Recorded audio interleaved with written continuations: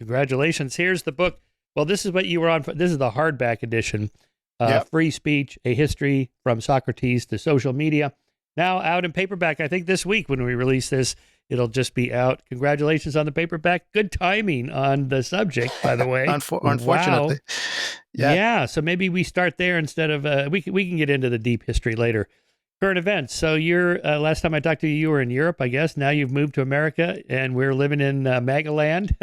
Yes. And just kind of give us an overall impression of how things have changed from the free speech perspective since the election.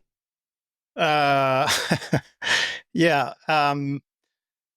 Where do we begin? And what can I say? Being on a green card.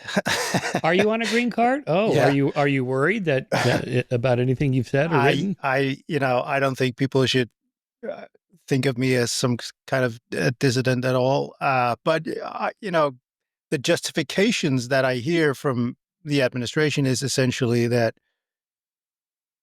if they, in their sole discretion, think that you somehow endanger the foreign policy interests of the United States, and that could be an op-ed in a university newspaper, apparently, or an update on Facebook.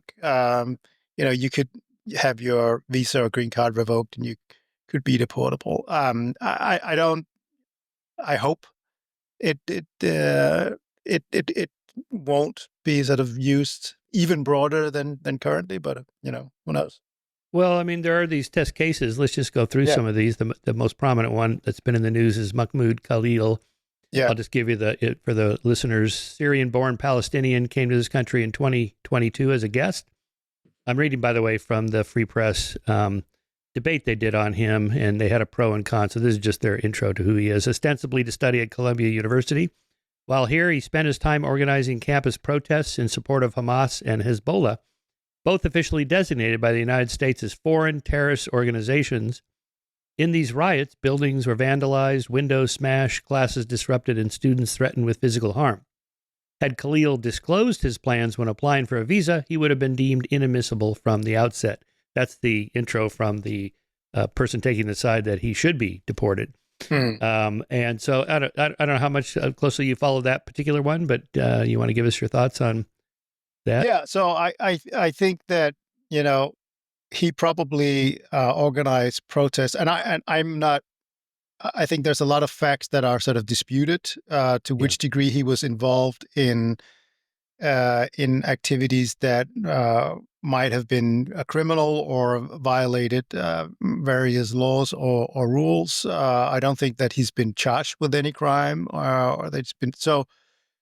And I think there have also been official statements that no crime is involved, and that they're basically, it seems to me, going after him for his speech. And I think it's, I don't think you can say, let's say I'm admitted into the U.S. and the U.S. now has a different policy on Ukraine, and I participate in a protest on Ukraine that, turns violent. And then they say, well, Jacob, if we had known that you would be participating in a protest for pro-Ukrainian protest, we would not have admitted you into the country. I mean, how do you know what you're going to do? So that suggests to me that if this person came in with the purpose of providing support to Hamas, that's one thing. But once you're admitted into the country and you participate in debates that are fierce and divisive, as Israel-Palestine is, I think that whether the First Amendment applies or not in this case, and I think that is something that divides a lot of prominent legal scholars, I think it's quite concerning to target someone if they're merely targeted because of speech that is otherwise protected by the First Amendment. So that will be an interesting case. That the one that seems even more wide-ranging is this Turkish student, and I think from Tufts, who apparently has only written sort of a pretty mundane op-ed to a student newspaper calling for boycott, divest, sanctions. And, you can agree or disagree with that point, but that's a pretty standard fare among leftist college students in this country, right? Yeah. That one is Remesa Öztürk, a Turkish graduate student at Yeah. Tufts, was arrested by a team of masked ICE agents on the street in Somerville, Massachusetts, and whisked away to a detention facility in Louisiana. Her crime, as far as could be determined at the time, was that in 2024, she co-authored an op-ed for the Tufts Daily newspaper that urged the university's president to divest assets from Israel and to assert that Israel's defensive war against Hamas is a genocide. Yeah. Yeah, that seems more speechy than the Khalil case where... Yeah, well, depending on what Khalil has actually done and been involved in, and and what they, what the justification is, but definitely the second one it seems to be exclusively speechy, whereas there might be more to the Khalil case, but both of them, I think, quite interesting, and it's just something that was never on my radar. I moved to this country because of the First Amendment, because I think that the U.S. for 80 years has been the global champion of free speech. Has said, even though it's perfect, has not been perfect. I think it has it has led the way, and also as someone, even though I'm a European, who does not appreciate the quote unquote European approach to free speech, which in general has more restrictions when it comes to hate speech and even blasphemy and stuff like that. So I've always identified much more with the American approach to free speech, and I've always sort of, one of the things that I've really been astounded by, really grateful for, is whenever I've lived in the U.S. or just been here, spoken, no one has ever suggested to me that because I'm not American, who the fuck are you, Jacob? Why should we listen to you? You're just a foreigner. That has never been whether I've been speaking at elite universities or think tanks or written op-eds or gone on your podcasts or others. And I think that's pretty unique in many ways. And I think that's one of the reasons why a lot of brilliant people have come here. Some of them with quite critical perspectives. Like think of Albert Einstein, Hannah Arendt, Solzhenitsyn, Christopher Hitchens. People who have come here, who have been critical of things, and said things that probably riled up a lot of Americans, but also contributed to this country. And I think if you believe that free speech is a universal human right,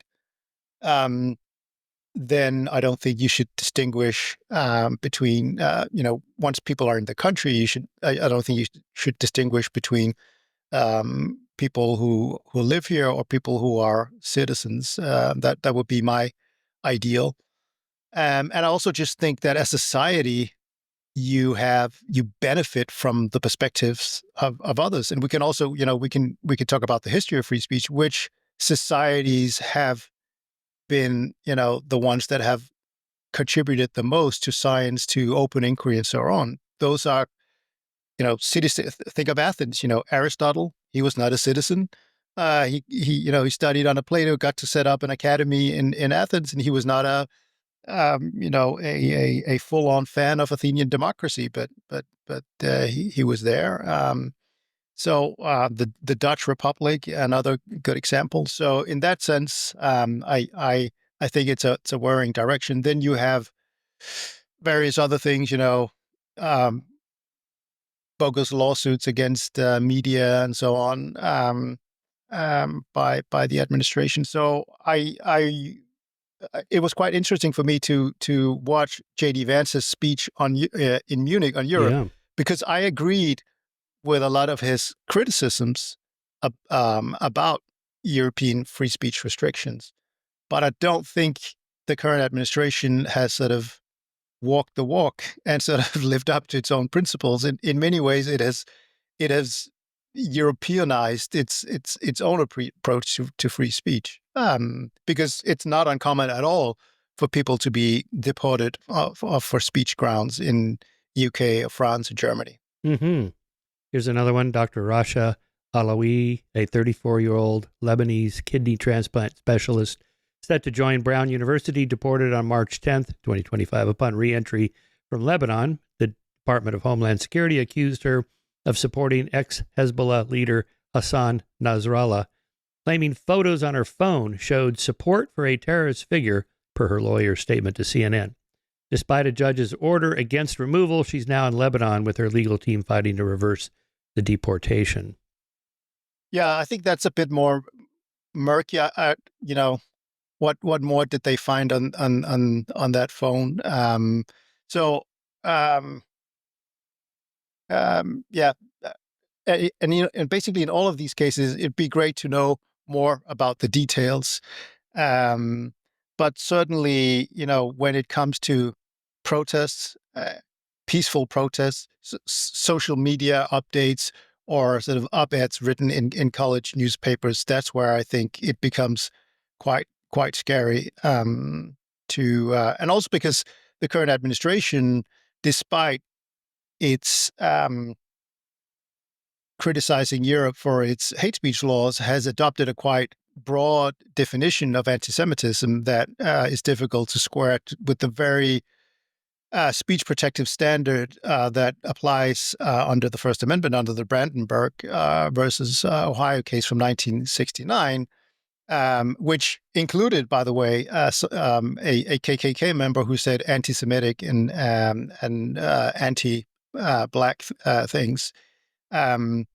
So all in all, I fear for the future of free speech if the U.S. sort of pulls away, both at home but also abroad, because I see in its foreign policy, the current administration also not caring about promoting free speech, trying to shut down Radio Free Europe, Voice of America, that have, I think, done an amazing job, especially during the Cold War, of promoting liberal democracy, free speech, spreading uncensored news into countries where dissidents were cut off by an iron curtain.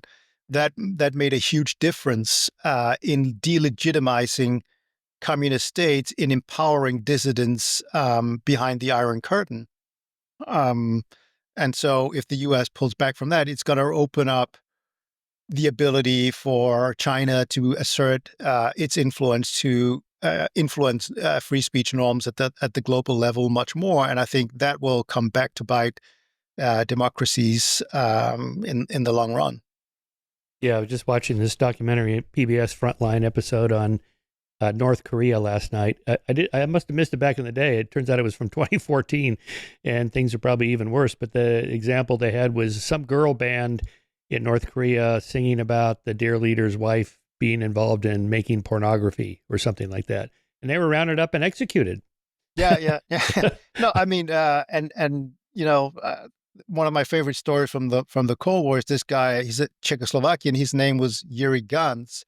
And he was given a 15-year prison sentence for founding the Club of Friends of American Music, where he would sort of listen to bootleg copies of American music and tune into American radio stations. And that was just seen as so subversive by the communist regime that he was sentenced to 15 years in prison. And I think that sort of shows that you both have the principle of free speech that America stood for at the global level, but also the practice, sort of saying, we're going to show you what free speech means in practice by broadcasting stuff that is illegal into you, whether it's, commentary on politics and news, but also our culture. You like rock and roll? Here you go. It's banned in your countries, but here you go. And it's also a way to, spread affinity for American culture as such.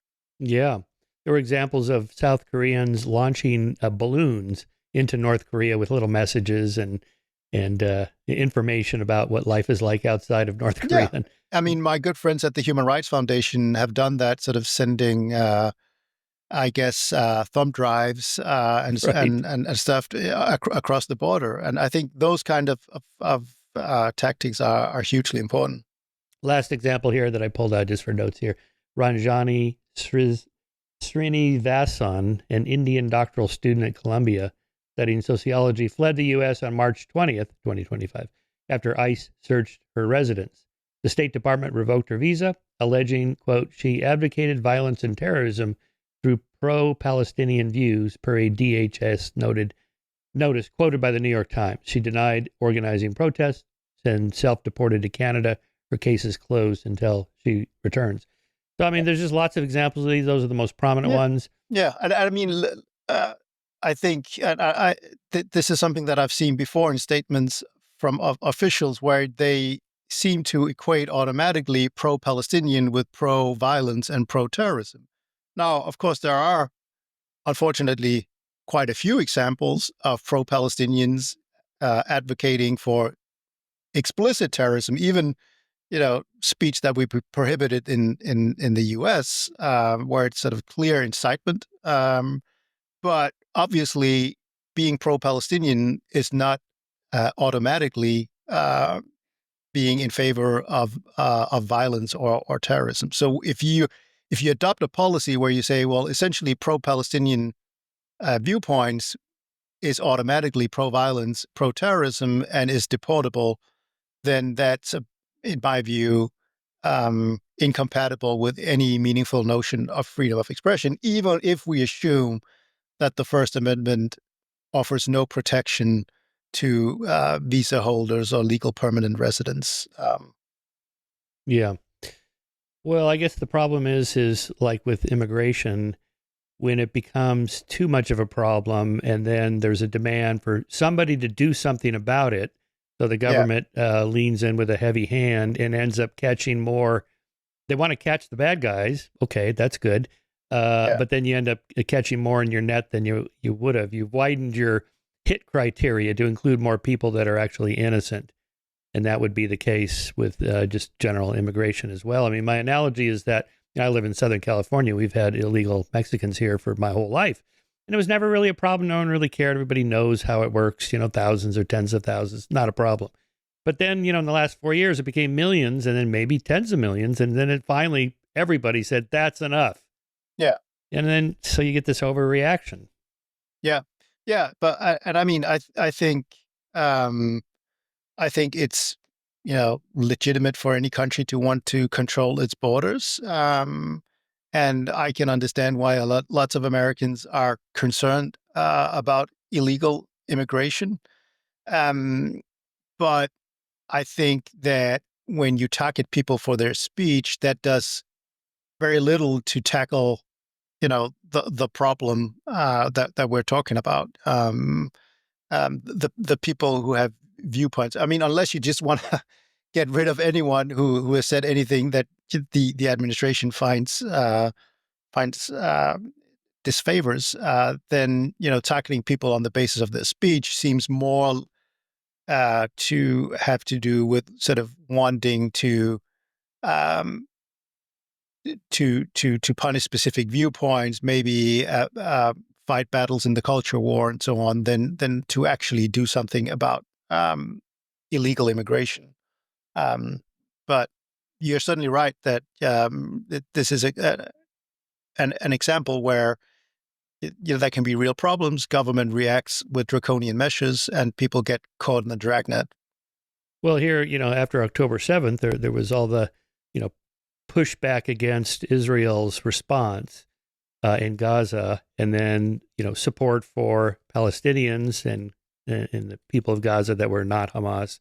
And then that kind of morphed into anti-Zionism, anti-Israel, and then that kind of morphed into, well, the Jews. Yeah. And we know what that prejudice goes back 4,000 years. And then, then there was that idiotic congressional hearings with the three presidents of Harvard, MIT, and Penn, who just could not denounce, the anti-Semitism. And, Stefani just really nailed them on that. And it was embarrassing to watch.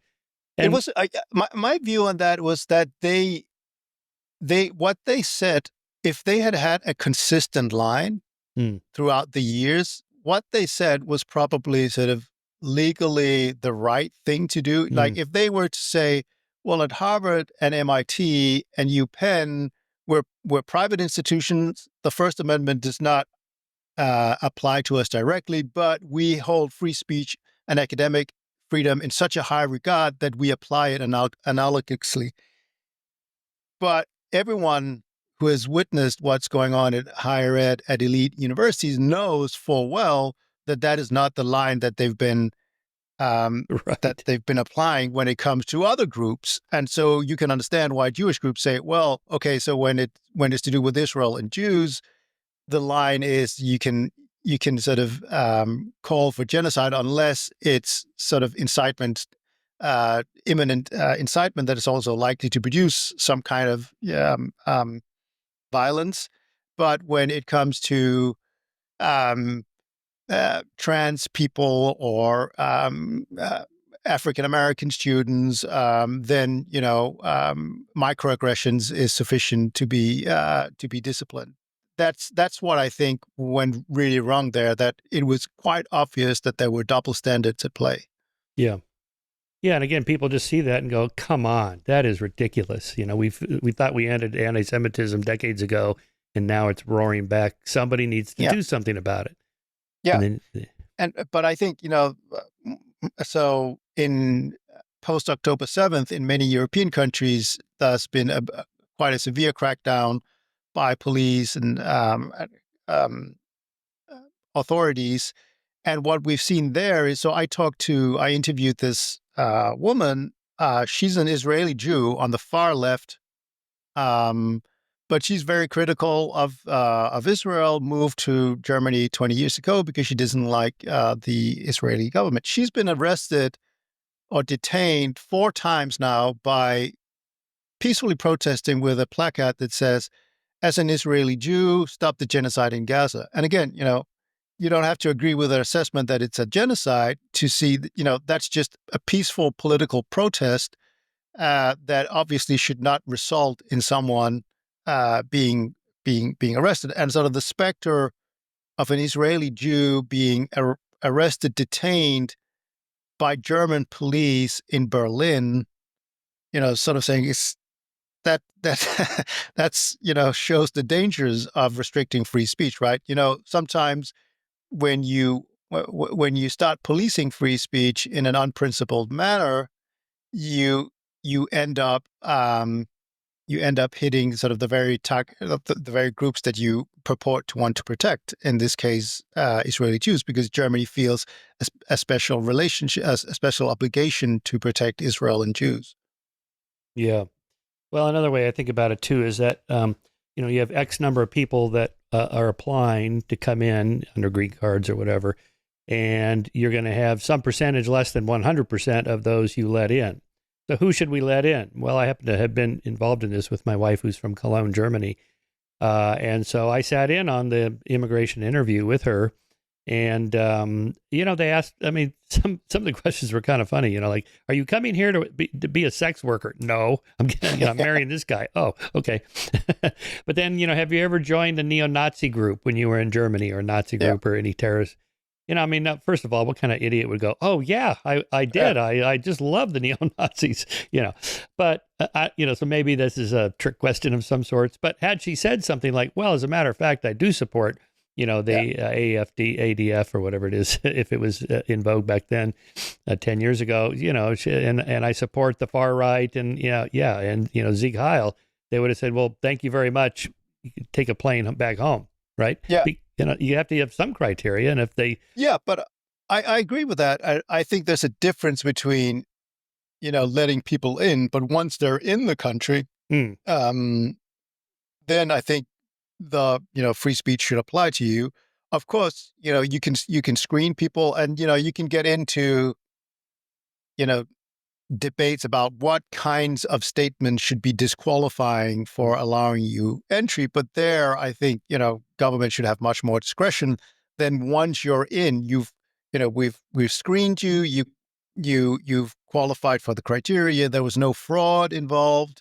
You haven't committed any crimes. We just don't like the particular viewpoints that you espoused once in your country. That I think is a red line. and But I then, agree that yeah, governments have more discretion. I even probably also have more discretion, right, when it's a question of citizenship, right? Um, then where viewpoints can come into play because you want someone who is loyal to the basic values of the Constitution and so on. So if you're a longtime permanent resident in the U.S. and you say, yes, I want to become a citizen, but I don't. Yeah, I don't want the Constitution. I'm not prepared to say that I want to uphold the Constitution or whatever. Then it's a different matter. Yeah. Can you remind us what the legal differences are between being a citizen and, say, a green card holder like yourself for the First Amendment issues? Yeah, well, I think that is to an extent an unsettled question.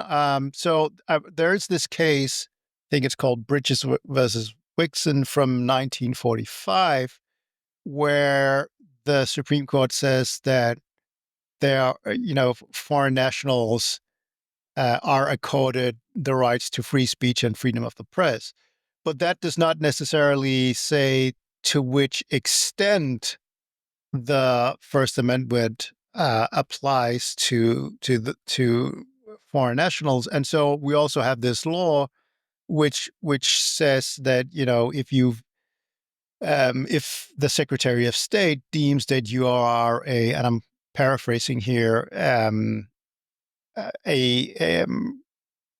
threat to foreign policy interests of the United States, then you're deportable. And that's a very broad and vague standard, right?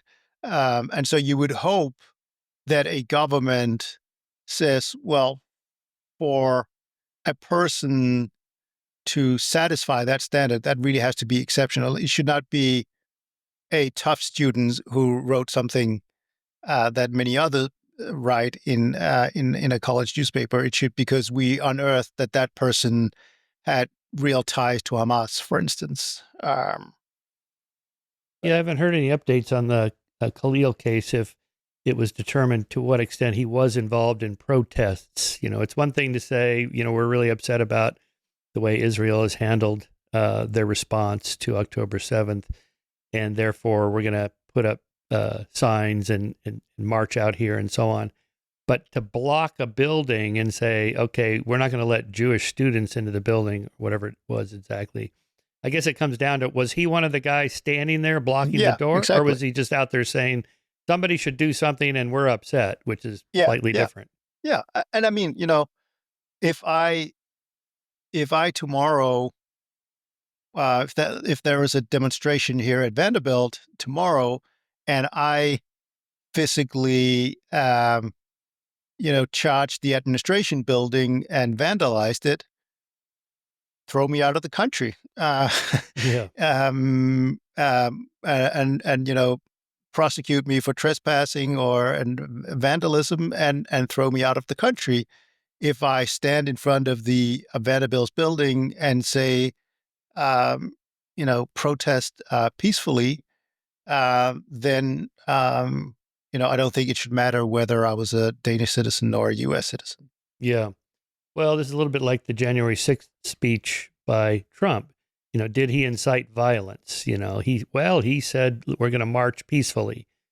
Okay, yeah, he did say that, but you get the crowd riled up and you can't be surprised because that's kind of what you were hoping for, maybe, or something along those lines, and it's pretty dangerous to get a big mob Sure. wound up like that. Yeah, sure. I mean, I guess the difference between a college student and Trump is that Trump probably has a bigger platform to Do you think? and more influence to rile his supporters. Just looking, I haven't read the speech that he or the comments that he, but I would. To me, it didn't seem like those words, in and of themselves, lived up to sort of the Brandenburg standard. Um, so Can you expand on that? The Brandenburg Standard, what is that? yeah, so essentially, so it's a case from 1969. So it's Clarence Brandenburg was this KKK leader in Ohio, and he is standing. So there's a news crew, and he's standing before this news crew and being recorded. Some of his supporters, I think, are standing in KKK robes with arms, and he basically says that Well, if the government won't do anything about the blacks and the Jews, and he doesn't use those words, they might have to do it themselves. So suggesting, we'll take, uh, we'll take, The law into our own hands. into our own hands. We'll use force. And there was this law in Ohio that said, we can go after groups like that. And the Supreme Court, in a 9-0 decision, said that no, you can only punish speech essentially if it constitutes incitement to imminent lawless action that is also likely to produce such outcomes. So that's a very, very high bar, right? Incitement to imminent lawless action. So there has to be an imminence between the lawless action and the speech, and it has to be clearly inciting it, but it must also be likely to produce such an outcome. So essentially, I think the court is trying to say, we really want to distinguish between speech and action and really come as close to where speech delves into lawless action such as violence before we can punish speech. And one of the interesting thing is that two of the ACLU attorneys that worked on that case, one was a black woman and the other was a Jew.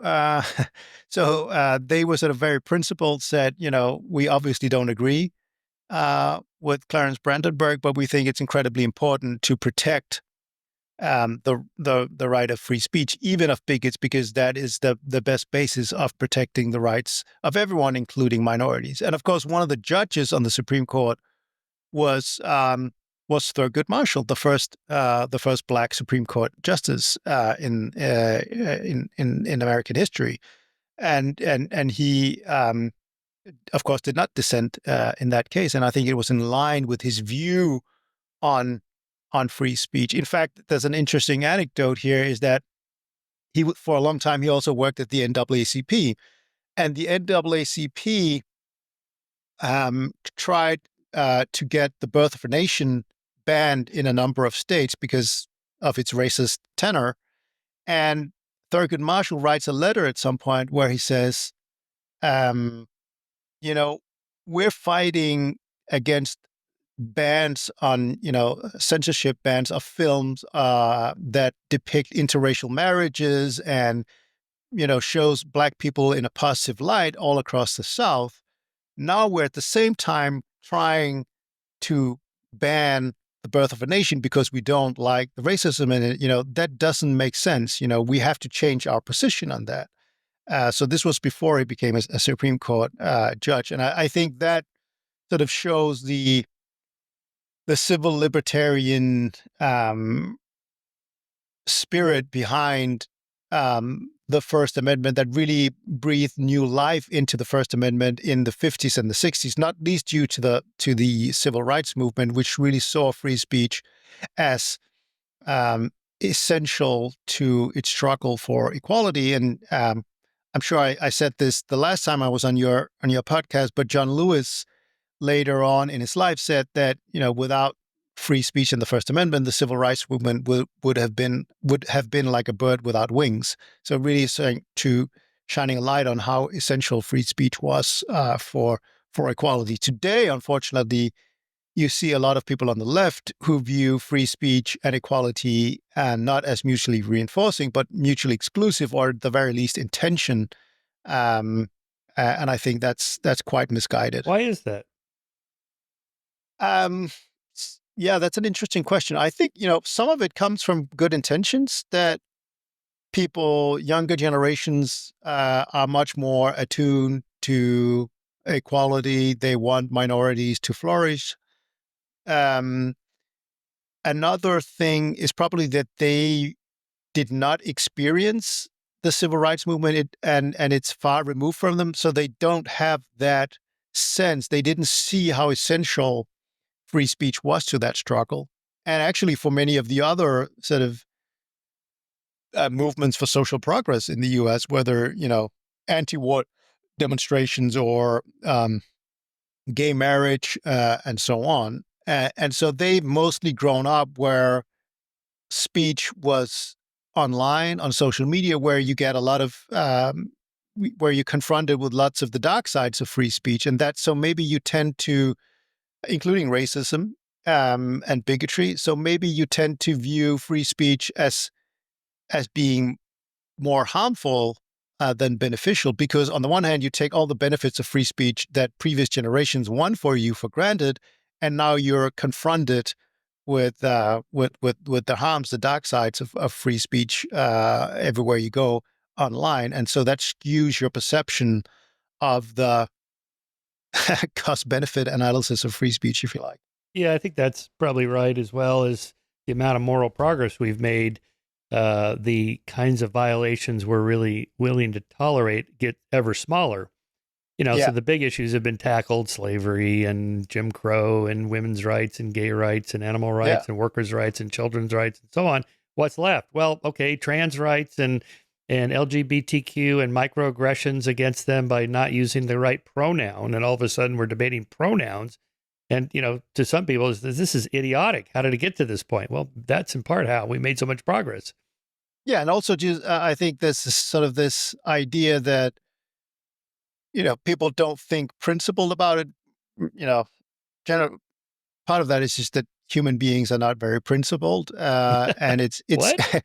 it's easy to be in favor of free speech in the abstract, but we all are very often guided by our emotions rather than our reason, and I think we're experts as human beings at developing these very sophisticated arguments for why the exceptions to free speech that we think are just don't violate free speech norms. The problem is that a lot of people have different views on where those lines should be drawn.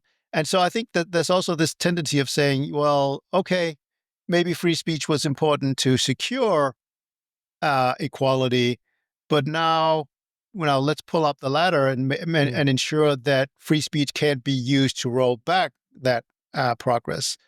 But the problem with that logic is that um, minority, if you're a minority, you're only ever a political majority away from being the target rather than the beneficiary of laws that restrict free speech, right? Because ultimately, limits on free speech in democracies will be defined and enforced by political power reflecting majorities. So I think it's a there's a lot of sloppy thinking in that. Yeah, yeah.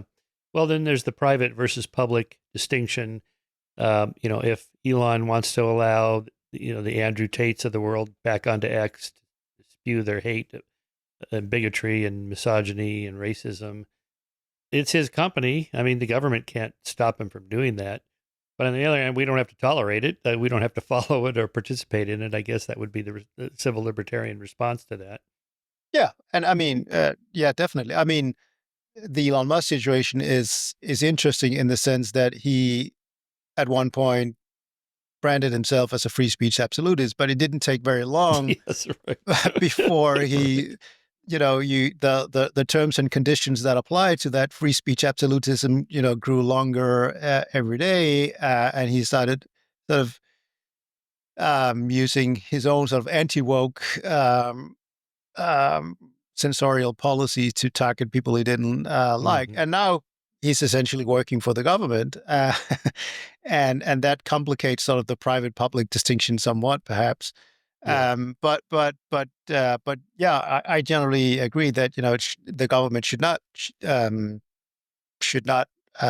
oblige social media platforms to remove hate speech. And I think to a large extent, that we, because we disagree on where the limits should be drawn and what constitutes meaningful, thoughtful debate, I think one of the ways to improve our ecosystem of online information is to provide users more control over content rather than having centralized control, whether corporate or government. Another one of these issues of current events: the Gulf of America. Okay, so the Associated Press says, you know what, we're not gonna call it that, and then the Trump administration says, okay, you lost your seat in the press box here in the White House. Yeah, Is that a free speech issue? What is that? yeah. I think. I mean, it seems to me that that's basically they're punishing them because of a viewpoint, right? I mean, I don't think that the government should have a right to determine how a news outlet covers a specific issue and what terminology it uses. I mean, it's obviously in the very petty um, Yeah. department of free speech problems, and I mean, I'm totally on board with the fact that no single media outlet has a right to a sort of privileged access to the White House or be on board Air Force One. But can the government specifically punish you, remove that access based on your viewpoints? I think that's a free speech issue. I Yeah. mean, imagine, and I think lots of conservatives are now sort of saying, well, that has nothing to do. But imagine if the Biden administration had said, well, you're not going to be allowed access to the White House and Air Force One if you don't use the right pronouns or whatever. Yeah. I think you would have seen a complete meltdown on the right. Of Right? They would say course. this is and that's again, it's very human, but it's also very frustrating. The hypocrisy and double standards on free speech that we see, and I to with a lot of the critics of the Trump administration's restrictions on free speech are people who 5 minutes ago were arguing that the First Amendment was out of control, that the First Amendment was privileging power at the expense of marginalized groups and was being weaponized against democracy and so on. And now they're sort of saying, "Whoa, free speech is under threat," Mm. and that obviously makes the warnings against overreach less credible, and just feeds into this doom loop of culture war cycles where all principles and consistency is lost. Yeah. Yeah. I've been tweeting that we should just apply a Rawlsian test to whatever culture war Yes, I think you're voting on. You don't get to know which party did X. exactly. And then what is your opinion? No, I need to know who said it. If Exactly. it's Biden, then I'm going to have this position. If it's Trump, I'm going to take this other position. Well, then you're not principled. Exactly. Yeah. Well, so here's another. I told some people that you were coming on the show. They said, "Well, how about this list of words that the Trump administration has banned?" Turns out they're not banned. As he seeks to purge the federal government of woke initiatives, agencies have flagged hundreds of words to limit or avoid, according to a compilation of government documents. I won't read all of them. There's hundreds of them, but affirming care, allyship, anti-racism or anti-racist, assigned at birth, assigned female at birth, assigned male at birth. Let's see, biologically female, biologically male, BIPOC, breastfeed plus people, or chest feed plus people. Chest feeding people. Let's see, if only we had a word for that. Right. Yeah. And so on and so on. DEI, DEIA, DEJIJ, and so on. I guess they've compiled this list to go through all these different government agencies and university DEI programs, and the words themselves. They probably have an AI program that just scans and then flags them, something like that. Is that a free speech issue? What is that? Yeah, I mean, again, if you apply it systematically to universities and say, if you can't do research that involves those terms, if you can't use specific terms in the classroom, I would say it's a free speech issue. Mm-hmm. How the White House and the administration on its websites and so on chooses to message, that's obviously up to themselves. I mean, I'm sure the Biden administration did lots to use special vocabulary that was catered to to more leftist vocabulary. So that's not a problem. But if you say we're going to purge academic institutions of specific language, and I'm certainly hearing that from people who work at public universities, that there are things that they can't say or teach in classrooms, then I definitely think it's a free speech problem. Yeah. Well, again, just that mixing of public and private Yeah. where, And I mean, even, because, again, it's the flip side of the anti-racist argument. Like, if you can't use specific racist words, how are you going to teach First Amendment? All right, if you can't, okay, these are the words that someone used in a case, and now we're looking at how the courts handle it, but you can't use those words, you know. right. Uh, Well, so we substitute N word, okay? But you'd have to do it once you open that door, then you have the B yeah, word and the C word and yeah, then yeah, yeah. I mean, Randall Kennedy has written and talked about this. You know, he's written a book with about the N word, where he doesn't self censor himself, and I think that's a very important book. And I think he's absolutely right not to give into that because, and he's obviously not a racist himself, but I think he makes a very important argument. If you want to have difficult conversations about free speech, about racism, you got to be able to use and discuss the terms in question, right? I mean, also, like, could you have a history class about the Third Reich, and you can't you show any images of swastikas, for mm, instance? Um, I think that would detract from the value of education, mm. because the swastika was such a prominent symbol of the Nazis. I saw a funny example of that when I was a kid. I used to build a lot of model airplanes and ships and stuff, mostly from World War II. So I built the battleship Bismarck, the great German battleship, right? I wish I still had this thing, but on the bow of the ship was a swastika, which Yeah. you get a little decal with the model, right? So just for fun, now that I have a 9-year-old son who might want to get into model building, maybe I'll get him a battleship Bismarck and we'll build it together. It no longer comes with a swastika. It has this other black and red thing that Yeah. sort of looks swastika-y, but it's not the swastika. I thought, oh, that is really lame. Yeah. That's a good example. Yeah. So, but again, just looking at if Trump withholds $400 million from Columbia University, that is kind of punishing them in the Yeah. same way, Yeah. I suppose, that DeSantis punished Disney by withholding their tax exemptions for the land that they were sitting on in Florida, something like that.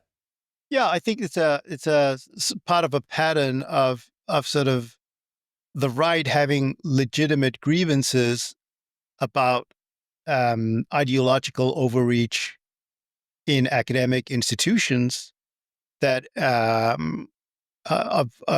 what we generally call cancel culture, which some insist is not a real thing, but I think everyone who's lived the past 10 years will know that it is a thing. Fire has done lots of research on it that documents that cancel culture is a real thing. And given that, especially elite universities tend to be quite left leaning, it's not surprising that a lot of the people on the receiving end of cancel culture have been people who are on the right. And so there have been legitimate grievances about this from the right, but then the remedy this seems not to be, well, we need to get back to principles. No, it's like, okay, we're going to war over this. This is like a zero sum game. Either the left wins or we win, and whoever to the winner goes the spoil, and then we get to set the rules and own the lips through state imposed measures, and that's not healthy. Well, it's also a big risk if you're in one Yeah. party who's in power and you pass a bunch of laws that favor you. Then when you're out of power, then the other side gets to do I that. mean, it's not inconceivable that, if the current administration continues the way it's done, then a lot of people in the US will say, well, now it's the pendulum swung too far in the other direction, then they'll vote in Democrats, and then there'll Mm. be parts of the Democrats who say, "Well, we didn't go far enough the last time because look at what happened when we no longer had the power. We got to root out far right extremism and Christian nationalism and so on, and then you have this continuous war rather than a commitment to first principles." Yeah. It's always hard to know how big a problem some of these things are. Here's an example. So, I've commented a lot on trans athletes. It's always these male to female trans women who then compete in women's sports. Okay. And it gets a massive amount of press in right-wing media. And, how many are there? Well, turns out there's like a dozen or two in the NCAA. And how many NCAA athletes are there? 500,000. Okay. So, this is not a big issue. But on the other hand, the counter to that is, yeah, but what about the dozen or two girls who didn't get those spots because the spots were taken by men and so on? And it sets a precedent. And, we don't want to, just go down that road. So we have to stop it early on. It may seem trivial to say, oh, I'm not going to use those pronouns. I'm just not going to do it. And it's like, oh, come on, dude, don't be a jerk. Just do it. Well, but then that opens the door. And then one thing, slippery slope and so on. I don't know. That kind of, how bad a problem is it? I don't, the Future of Free Speech, the organization that we don't take any positions for or against those, but we definitely say that both perspectives are definitely protected speech and also speech that should be allowed on, you definitely, if you go to a private university, even though it's a university where the First Amendment doesn't apply, you absolutely should be allowed to argue that you don't think that biological males should be allowed to participate in women's sports. That's a position that I think a majority of the population probably holds. And so whether you agree with that position or not, it's a relevant, prominent public debate. And obviously it should, those positions should be allowed. That's part of the culture of free speech that we want to preserve. Right. Because even if it's not commonly happening on college campuses, it happens just enough. It silences other people that don't want to get involved or be hassled by any of this. So it has that kind of silencing effect where cancel culture could come for me. Probably not, but I'd rather just keep my head down and my mouth shut rather than have to deal with the hassle. Yeah, no, I agree. Yeah. All right, let's go back to in history here to the case of 1919 Schenck versus the United States. You write, the court affirmed the conviction of the Socialist Party leaders Charles Schenck and Elizabeth Baer for violating the Espionage Act when mailing leaflets to U.S. soldiers denouncing their conscriptions as a violation of the Bill of Rights. I actually read that. It was a pretty good argument, that it's in a way a kind of slavery. The government is saying we are taking control of your entire life, including your body. And, if we send you to die, that's what you have to go do this. Right. And that is kind of a violation of I guess it would be the 14th Amendment. And that still there were signs that the court's definition of free speech was in flux. In Schenck, Justice Oliver Wendell Holmes developed his famous clear and present danger test, which sought to narrow the permissible grounds for speech restrictions. According to Holmes, words that are normally protected by the First Amendment may become subject to prohibition when of such a nature and used in such circumstances as to create a clear and present danger that they will bring about the substantive evils which Congress has a right to prevent. Yet, you continue here, Holmes was not quite ready to provide any real teeth to this particular parchment barrier, and he voted to uphold the conviction of Schenck and Baer with the now famous dictum that free speech does not protect a man in falsely shouting fire in a theater. Your thoughts? And just in terms of current events, like, Mahmoud Khalil, is he a clear and present danger or not? And the clear and present danger test is no longer applicable. It's the Brandenburg test that we talked about. Yeah. That we talked about earlier. And in this case, Oliver Wendell Holmes upheld, upheld these convictions. He thought they were a clear and present danger. And then he came out with that terrible line about shouting fire in a crowded theater, which is always mangled and abused by, as a placeholder argument for any speech restriction that someone doesn't like. I think actually, what's his name? The border czar, current border czar. Holman. Yeah, I think he used it in the Khalil case. He did? Okay. Yeah, and it's whenever someone uses that, whether it's Tim Walz during the campaign on misinformation or whether it's Holman, right.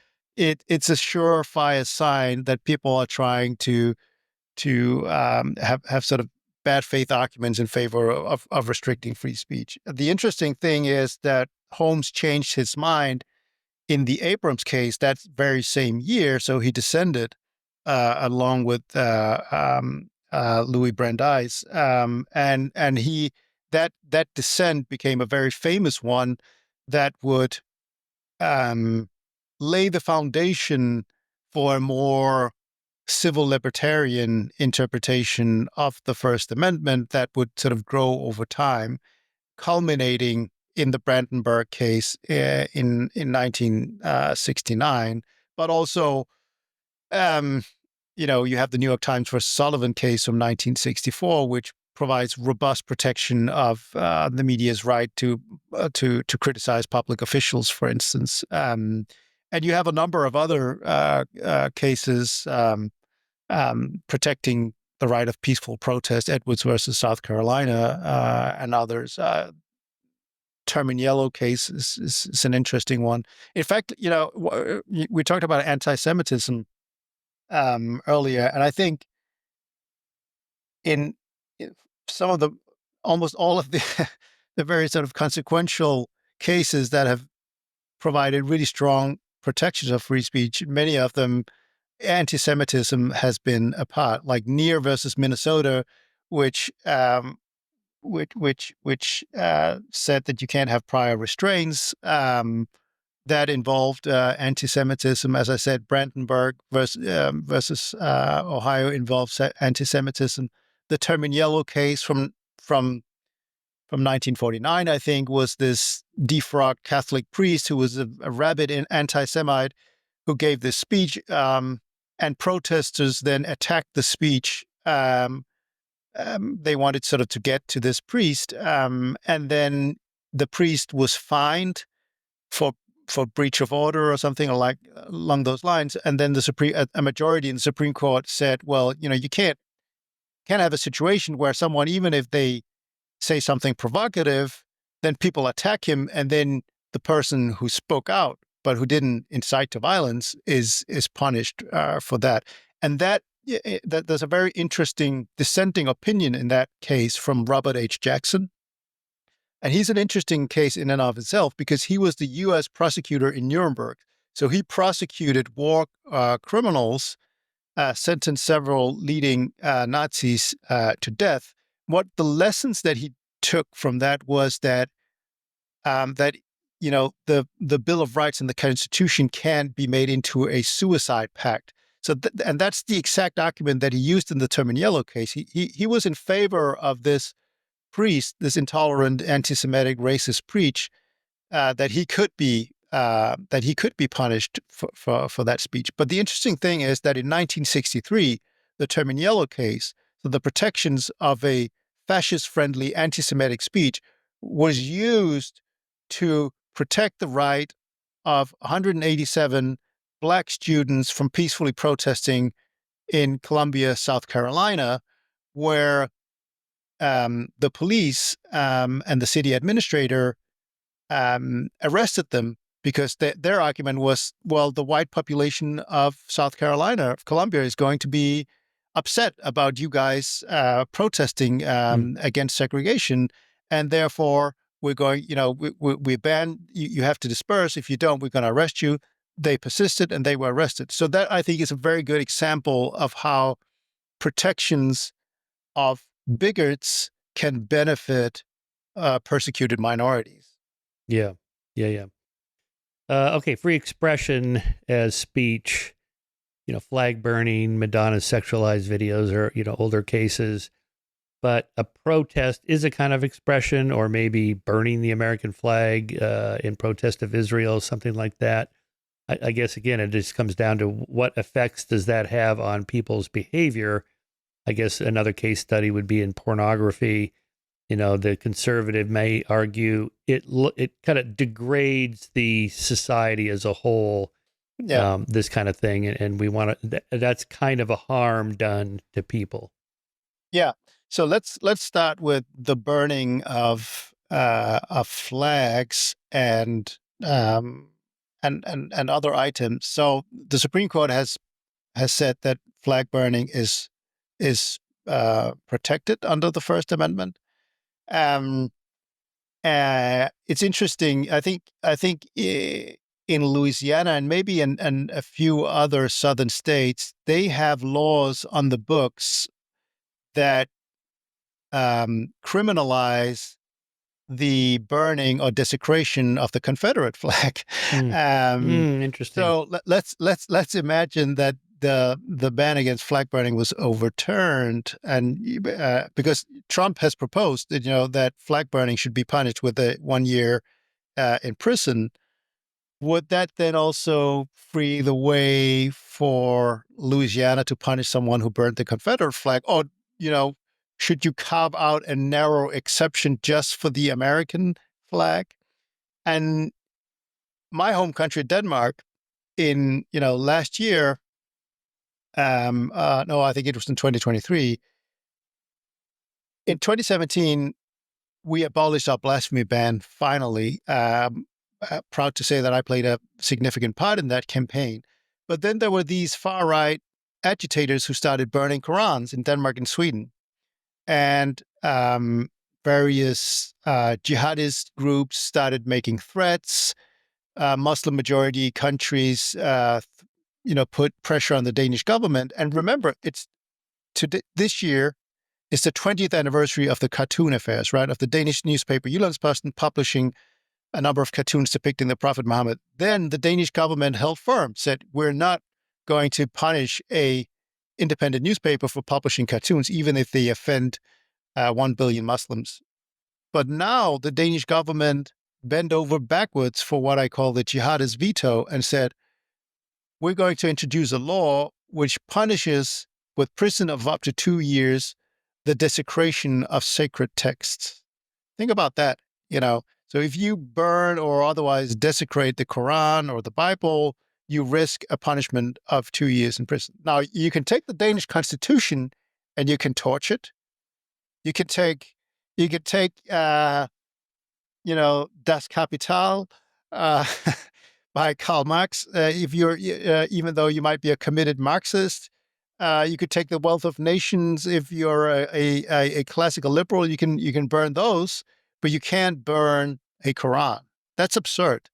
And I think that, unfortunately, is a sign of what I call a larger free speech recession around the world, where increasingly free speech is on the retreat. And that's not only happening in, the usual suspects like China and Russia and Iran, where things are really, really bad, but it's also happening in established open democracies, particularly in Europe. And now, most recently, we're actually also seeing it in the US, which worries me a lot.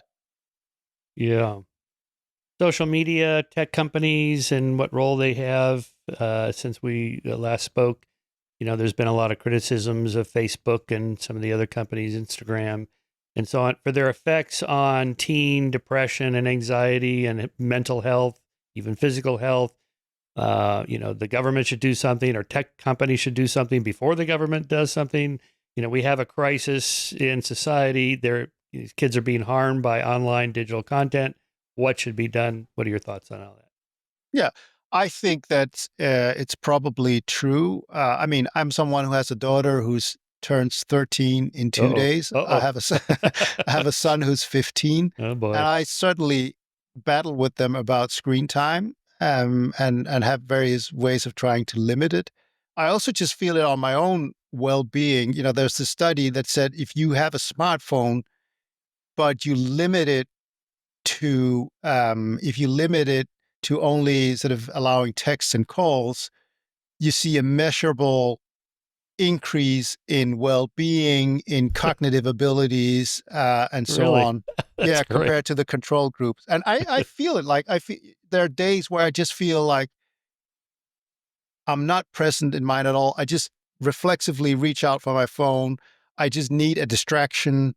I'm not present with my wife or my colleagues, and that makes me less productive. It makes me. It's like a quick fix, and it's just I've habituated my mind to these quick dopamine fix that are degrading for my well-being over long term. So I acknowledge that there are problems. I don't know, I think there are studies that suggest that, you can't just say that um, the mental health of teen girls is solely based on, their social media use. I think that it might be more complicated than that. But I would definitely be not be surprised if smartphones and social media use is a strong contributing factor to that.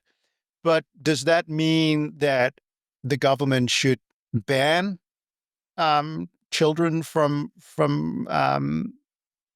such use? I don't think that's a good idea. I mean, I would want myself to be the prime person responsible of navigating my children's use with social media and mobile phones, and also, I think there's a tendency to again not look at the benefits. So I moved to the U.S. 2 years ago. My kids go to American schools.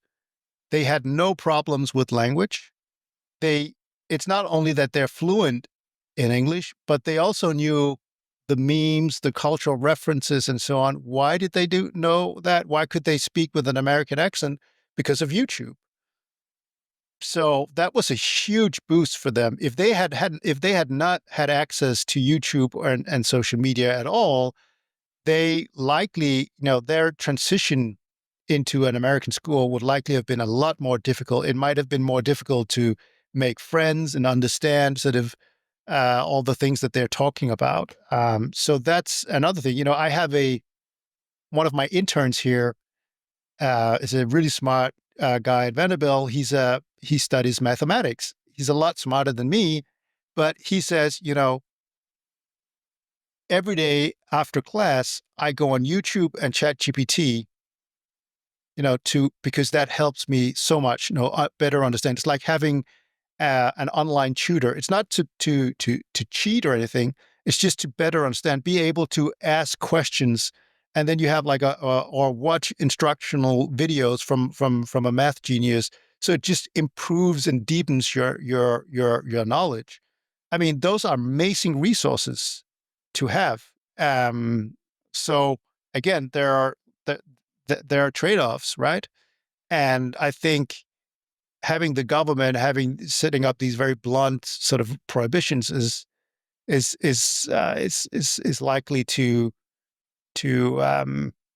maybe be detrimental to the benefits. And also, kids are very often used as an excuse for broader crackdowns on speech. So actually, when the Putin regime in Russia really started cracking down on the internet and social media, their their first law that they used was one to protect kids. It's also protecting kids that Viktor Orban in Hungary is now using to ban pride parades in Budapest, and using facial recognition to try and identify people who defy that ban. So that's why I'm, from a free speech perspective, quite skeptical about the broad bans against kids online. Yeah, so social media is not like alcohol or guns or cigarettes or something that we No, have to protect minors from. no. I mean, there's no benefit. There's no.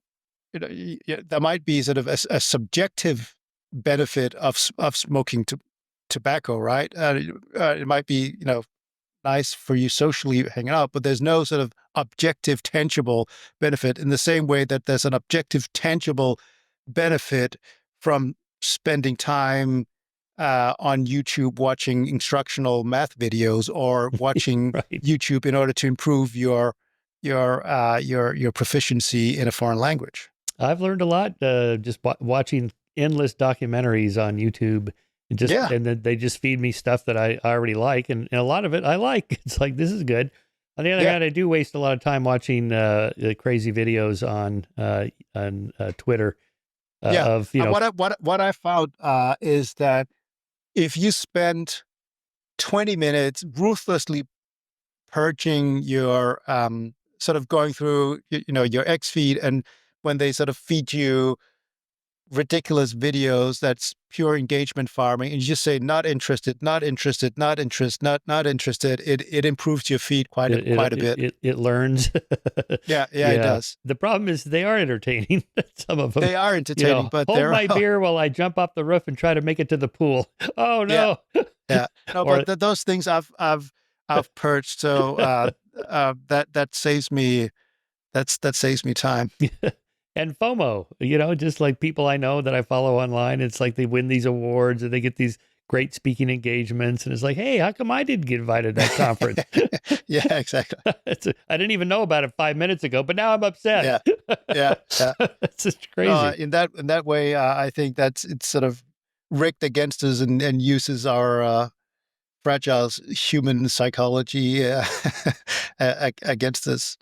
All right, Jakob, let's just wrap up here. As a 2-year now resident of the United States, so you were here in the middle of the big transition. What are your thoughts of the future of not just free speech, but American politics? And do you think this too shall pass? That the pendulum goes left, it goes right. We'll course correct, and this is just how it goes, or do you think this is somehow different? Oh, that's a good question. I mean, we just put out last week, I think, a survey of attitudes towards free speech in the 33 countries around the world.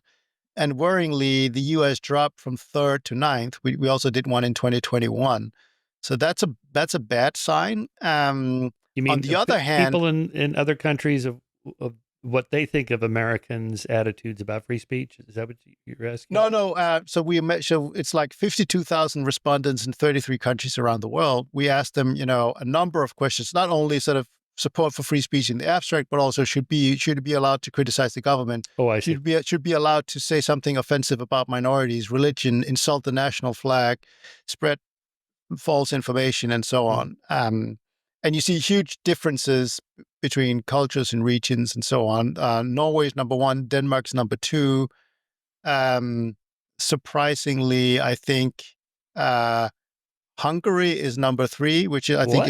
is quite hopeful. Wow. Sweden number four, and Venezuela number five. Again, Well, which is quite it's great that Venezuelans and Hungarians who are not living in under governments conducive to free speech, that they have such robust support for free speech. But America dropped to ninth, which is of course not catastrophic, but very different from sort of the American self-perception of a country dedicated to free speech exceptionalism. mm-hmm. On the other hand, I would say just the media frenzy and protest about the Khalil case, for instance, suggests to me that if a lot of Americans are willing to stand up for a person like that, who has, whether he went beyond speech or not, he definitely, supported speech that is seen by a lot of people as hateful and deeply divisive. If people are worried about